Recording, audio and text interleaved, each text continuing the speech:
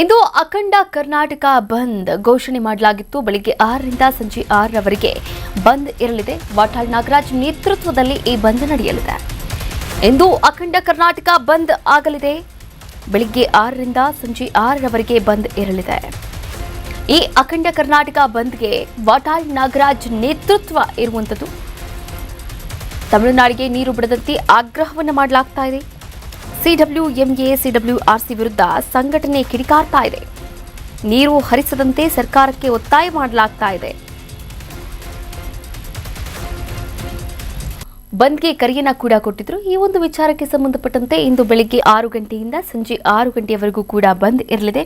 ಆದರೆ ಕೆಲವೊಂದು ಬಹುತೇಕ ಕನ್ನಡಪರ ಸಂಘಟನೆಗಳು ಈ ಬಂದ್ನಿಂದ ಹಿಂದೆಯನ್ನ ಸರಿದಿರುವಂಥದ್ದು, ಹಾಗೆ ಕೇವಲ ನೈತಿಕ ಬೆಂಬಲವನ್ನ ಕೂಡ ಘೋಷಣೆ ಮಾಡಿರುವಂಥದ್ದು. ಉದಾಹರಣೆಗೆ ಪ್ರವೀಣ್ ಶೆಟ್ಟಿ ಅವರು ಕೂಡ ನಮ್ಮ ಬೆಂಬಲ ವಾಟಾಳ್ ನಾಗರಾಜ್ ಅವರ ಪ್ರೊಟೆಸ್ಟ್ಗೆ ಇದೆ, ಆದರೆ ನಾವು ಬಂದ್ಗೆ ಬೆಂಬಲವನ್ನು ಕೊಡೋದಿಲ್ಲ, ಬಂದ್ ಮಾಡೋದಿಲ್ಲ ಅಂತ ಕೂಡ ಹೇಳಿರುವಂಥದ್ದು. ನಿನ್ನೆ ಅಷ್ಟೇ ಸುದ್ದಿಗೋಷ್ಠಿಯಲ್ಲಿ ಮಾತನಾಡಿದ್ರು. ಆದರೆ ಬೆಂಗಳೂರಲ್ಲಿ ಎಂದಿನಂತೆ ಸಂಚಾರ ಆಗಿರಬಹುದು, ಕೆಲಸಕ್ಕೆ ಹೋಗೋರಾಗಿರ್ಬೋದು, BMTC ಸಂಚಾರ ಆಗಿರ್ಬೋದು, ಎಲ್ಲವೂ ಕೂಡ ಯಥಾ ಪ್ರಕಾರ ನಡೀತಾ ಇದೆ. ವಾಟಾಳ್ ನಾಗರಾಜ್ ಅವರ ನೇತೃತ್ವದಲ್ಲಿ ಪ್ರೊಟೆಸ್ಟ್ ನಡೀತಾ ಇರುವಂಥದ್ದು. ಬರೀ ಕಾವೇರಿ ಹೋರಾಟ ಮಾತ್ರ ಅಲ್ಲ, ಇದರ ಜೊತೆಗೆ ಮಹದಾಯಿ ಆಗಿರ್ಬೋದು, ಮೇಕೆದಾಟ ಆಗಿರ್ಬೋದು, ಕಳಸಾ ಬಂಡೂರಿ ಆಗಿರಬಹುದು, ಹೈದರಾಬಾದ್ ಕರ್ನಾಟಕ ಅಭಿವೃದ್ಧಿ ಆಗಿರ್ಬೋದು, ಅದರ ಜೊತೆಗೆ ಉತ್ತರ ಕರ್ನಾಟಕ ಅಭಿವೃದ್ಧಿ ಆಗಿರ್ಬೋದು, ಈ ಎಲ್ಲ ವಿಚಾರಗಳನ್ನು ಸೇರಿಸ್ಕೊಂಡು ಅವರು ಇವತ್ತಿನ ಪ್ರತಿಭಟನೆಗೆ ಕರೆ ಕೊಟ್ಟಿರುವಂಥದ್ದು, ಇವತ್ತಿನ ಬಂದ್ಗೆ ಕರೆ ಕೊಟ್ಟಿರುವಂಥದ್ದು. ಈ ಬಂದ್ ಎಷ್ಟರ ಮಟ್ಟಿಗೆ ಯಶಸ್ವಿ ಆಗುತ್ತೆ ಅನ್ನೋದನ್ನ ಕಾದು ನೋಡಬೇಕಾಗಿದೆ.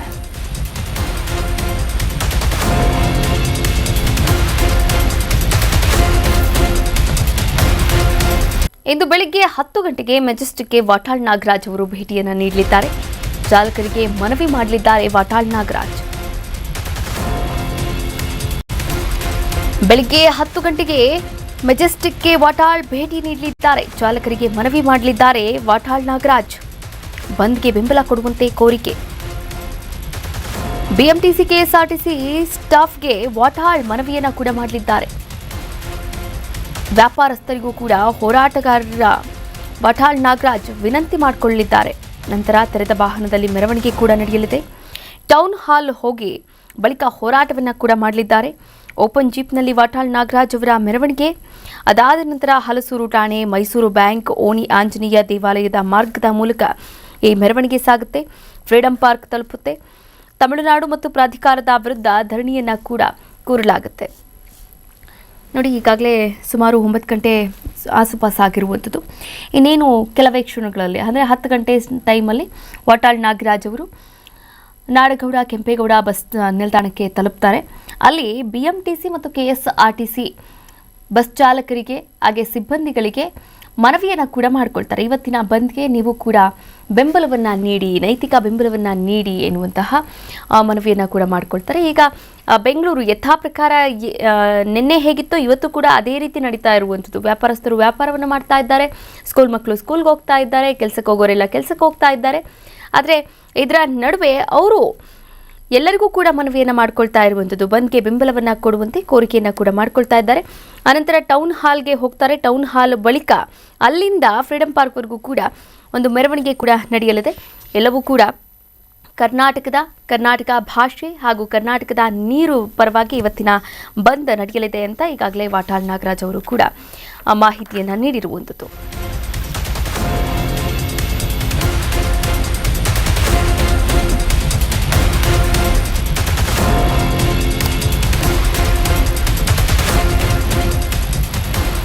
ಅಖಂಡ ಕರ್ನಾಟಕ ಬಂದ್ ಆದರೂ ಕೂಡ ಎಂದಿನಂತೆ ಶಾಲಾ ಕಾಲೇಜು ಓಪನ್ ಆಗಿದೆ.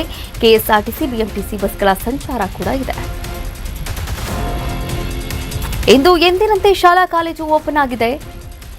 ಇರಲಿದೆ KSRTC BMTC ಬಸ್ಗಳ ಸಂಚಾರ.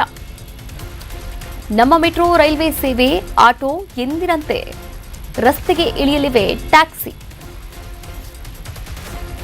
ಆಂಬ್ಯುಲೆನ್ಸ್, ಆಸ್ಪತ್ರೆ, ಮೆಡಿಕಲ್ ಓಪನ್ ಇರುತ್ತೆ. ಮಾಲ್ಗಳು ಕೂಡ ತೆರೆದಿರುತ್ತೆ. ದಿನಸಿ ಅಂಗಡಿಗಳು ಓಪನ್ ಇರುತ್ತೆ. ಹಾಲು, ತರಕಾರಿ ಮಾರುಕಟ್ಟೆ ಕೂಡ ಓಪನ್ ಇರಲಿದೆ. ಬೀದಿ ಬದಿ ವ್ಯಾಪಾರ ಕೂಡ ಓಪನ್ ಇರಲಿದೆ. ಬೀದಿ ಬದಿ ವ್ಯಾಪಾರ ಕೂಡ ಆರಾಮಾಗಿ ಅದರ ಪಾಡಿಗದು ನಡೆಯುತ್ತೆ.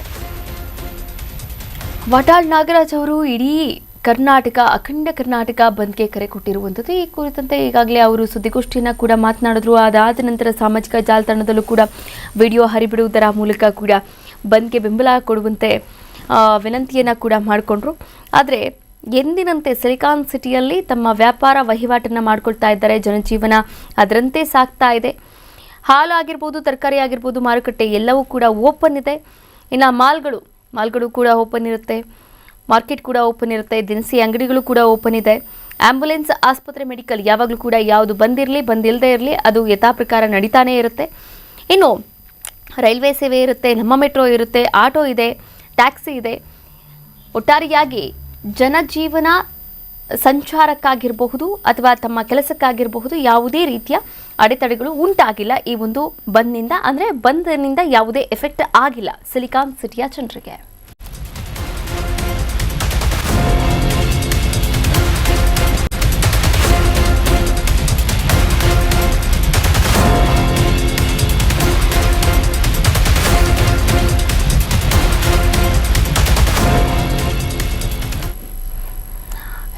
ಸಾಂಸ್ಕೃತಿಕ ನಗರಿ ಮೈಸೂರಲ್ಲೂ ಕೂಡ ಎಂದಿನಂತೆ ಬಸ್ ಸಂಚಾರ ಆರಂಭವಾಗಿದೆ. ಸಬರ್ಬನ್ ನಿಲ್ದಾಣದಿಂದ ಪ್ರಯಾಣ ಮಾಡ್ತಾ ಇದ್ದಾರೆ ಪ್ರಯಾಣಿಕರು. ಸಾಂಸ್ಕೃತಿಕ ನಗರಿ ಮೈಸೂರಲ್ಲೂ ಕೂಡ ಎಂದಿನಂತೆ ಬಸ್ ಸಂಚಾರ ಆರಂಭವಾಗಿದೆ. ಸಬರ್ಬನ್ ನಿಲ್ದಾಣದಿಂದ ಪ್ರಯಾಣವನ್ನು ಮಾಡಲಾಗ್ತಾ ಇದೆ.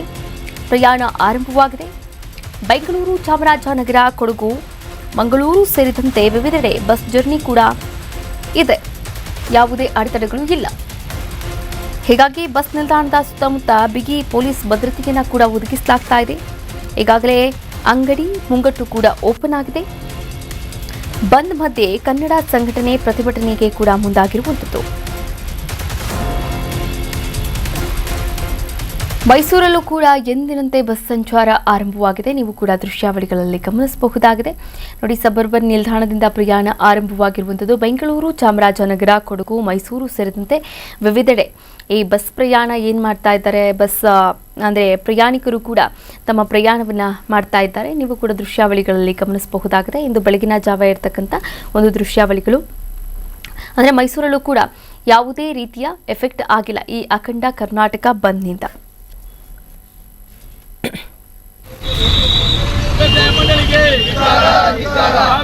ಮಂಡಳಿಗೆ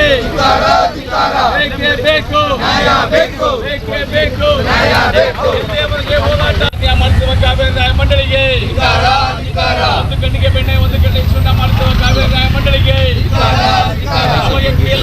ತಮಿಳುನಾಡಿಗೆ ನೀಡುತ್ತಿರುವ ರಾಜ್ಯ ಸರ್ಕಾರಕ್ಕೆ ಕಾವೇರಿ ನ್ಯಾಯ ಮಂಡಳಿಗೆ, ಕಾವೇರಿ ಎಂದಿಗೂ ಕಾವೇರಿ ಎಂದಿಗೂ ಬೇಕು. ಮಂಡ್ಯದಲ್ಲೂ ಕೂಡ ಪೊಲೀಸ್ ಟೈಟ್ ಸೆಕ್ಯೂರಿಟಿ ಇದೆ. ನಗರ ಸೇರಿದಂತೆ ಕೆಆರ್ಎಸ್ ಸುತ್ತಮುತ್ತ ಬಿಗಿ ಭದ್ರತೆಯನ್ನು ಕೂಡ ಒದಗಿಸಲಾಗಿದೆ.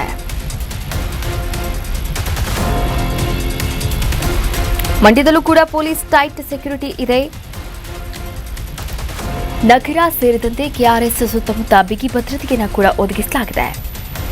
ಬಂದ್ ಪ್ರಯುಕ್ತ ಅಲರ್ಟ್ ಆಗಿರ್ತಕ್ಕಂಥ ಖಾಕಿ ಪಡೆ. ಜಿಲ್ಲೆಯಲ್ಲಿ ಮದ್ಯ ಮಾರಾಟಕ್ಕೆ ಸದ್ಯ ಬ್ರೇಕ್ ಹಾಕಲಾಗಿದೆ. ಕೆಆರ್ಪೇಟೆ, ಪಾಂಡವಪುರ, ಮಂಡ್ಯ, ಶ್ರೀರಂಗಪಟ್ಟಣ, ಮದ್ದೂರಲ್ಲಿ ಎಣ್ಣೆ ಇರಲ್ಲ. ಬಂದ್ ಅಂಗವಾಗಿ ಜಿಲ್ಲಾಧಿಕಾರಿ ಆದೇಶವನ್ನು ಕೂಡ ಕೊಟ್ಟಿದ್ದಾರೆ. ಬೆಂಗಳೂರು, ಮಂಡ್ಯ, ಮೈಸೂರು ಈ ಭಾಗದಲ್ಲೇ ಅತಿ ಹೆಚ್ಚಾಗಿ ಈ ಅಖಂಡ ಕರ್ನಾಟಕ ಬಂದ್ ಎಫೆಕ್ಟ್ ಆಗಬೇಕಾಗಿತ್ತು. ಆದರೆ ಯಾವುದೇ ಎಫೆಕ್ಟ್ ಕೂಡ ತಟ್ಟಿಲ್ಲ. ಎಂದಿನಂತೆ ನಗರ ಜೀವನ ಆಗಿರಬಹುದು ಅಥವಾ ಗ್ರಾಮೀಣ ಭಾಗದ ಜೀವನ ಆಗಿರಬಹುದು, ಜನಜೀವನ ಆರಾಮವಾಗಿ ಸಾಗ್ತಾ ಇದೆ. ನೀವು ಕೂಡ ದೃಶ್ಯಾವಳಿಗಳಲ್ಲಿ ಗಮನಿಸಬಹುದಾಗಿದೆ. ನೋಡಿ, ಮಂಡ್ಯದಲ್ಲೂ ಕೂಡ ಪೊಲೀಸ್ ಟೈಟ್ ಸೆಕ್ಯೂರಿಟಿಯನ್ನು ಅರೇಂಜ್ ಮಾಡಲಾಗಿರುವಂಥದ್ದು. ಇನ್ನು ಮಂಡ್ಯ ಸುತ್ತಮುತ್ತ ಹಾಗೆ ಕೆಆರ್ಎಸ್ ಸುತ್ತಮುತ್ತ ಬಿಗಿ ಭದ್ರತೆಯನ್ನು ಕೂಡ ಒದಗಿಸಲಾಗ್ತಾ ಇದೆ. ಇನ್ನು ಮದ್ಯ ಮಾರಾಟಕ್ಕೆ ಸದ್ಯಕ್ಕೆ ಬ್ರೇಕ್ ಹಾಕಲಾಗಿರುವಂಥದ್ದು. ಕೆಆರ್ಪೇಟೆ, ಪಾಂಡವಪುರ, ಮಂಡ್ಯ, ಶ್ರೀರಂಗಪಟ್ಟಣ ಮತ್ತು ಮದ್ದೂರಲ್ಲಿ ಇವತ್ತು ಮದ್ಯ ಮಾರಾಟಕ್ಕೆ ಬ್ರೇಕ್ ಹಾಕಿ ಜಿಲ್ಲಾಧಿಕಾರಿಗಳು ಆದೇಶವನ್ನು ಕೂಡ ಹೊರಡಿಸಿದ್ದಾರೆ.